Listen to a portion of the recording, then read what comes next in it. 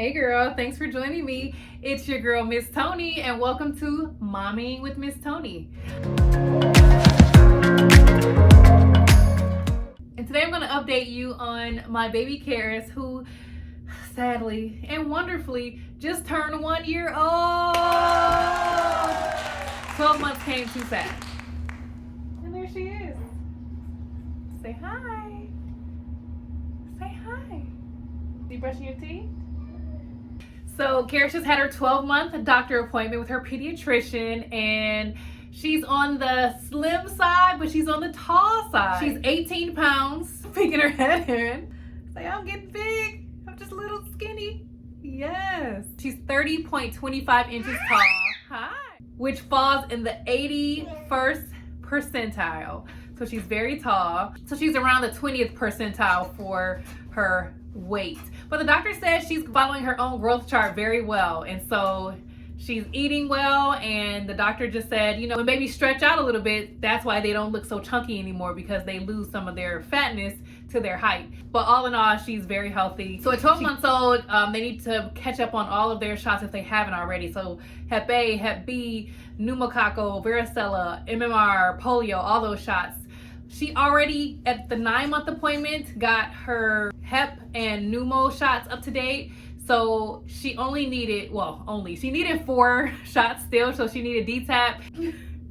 So cute. Say hi. Hi, y'all. She also needed her MMR, varicella, DTaP, and one other that I can't think of right now.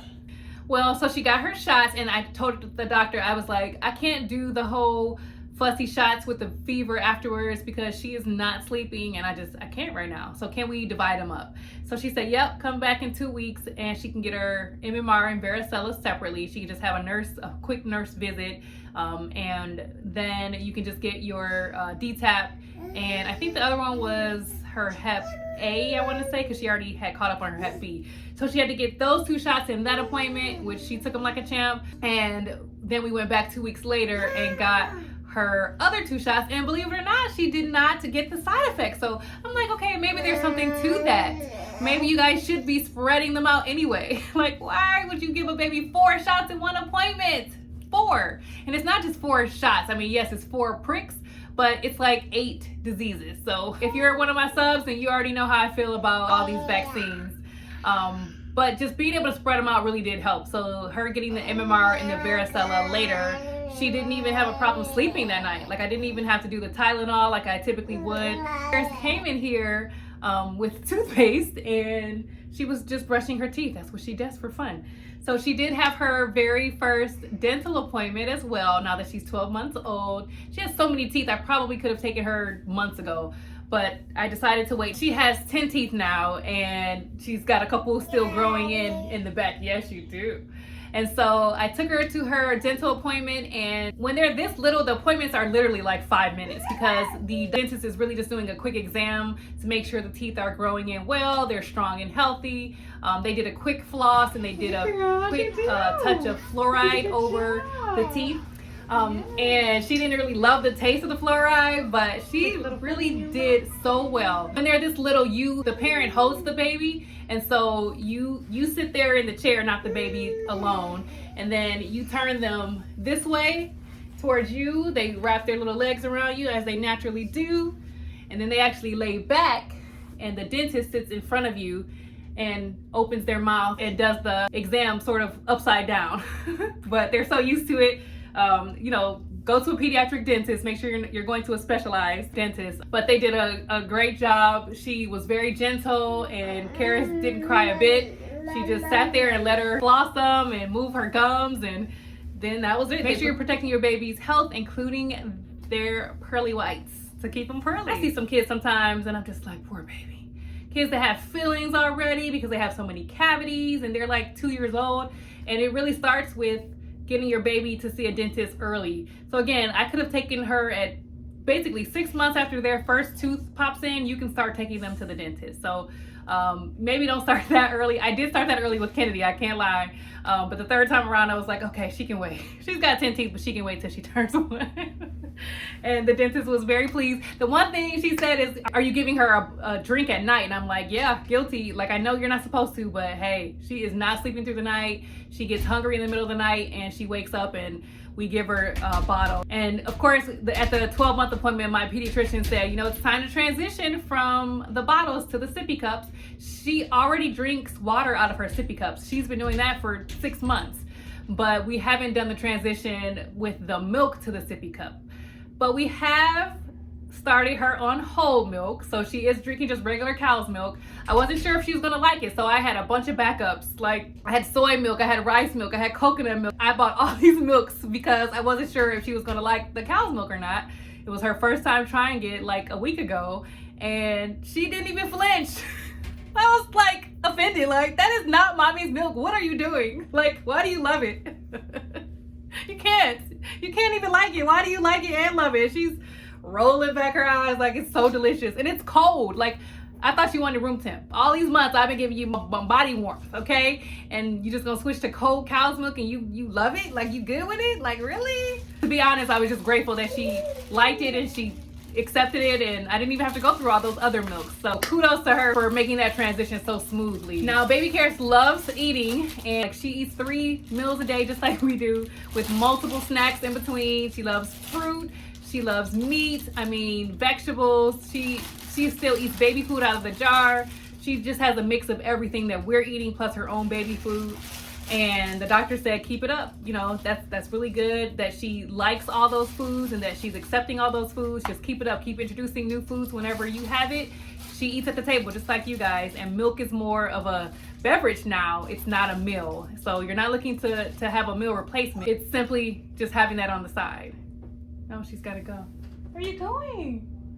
You can open the door by yourself on your little tippy toes now. Where are you going? I think she's hungry. I'll be back, y'all. BRB. And I'm back. So, Baby Karis is now eating honey now and popcorn. Those are things she couldn't have until she turned 12 months old.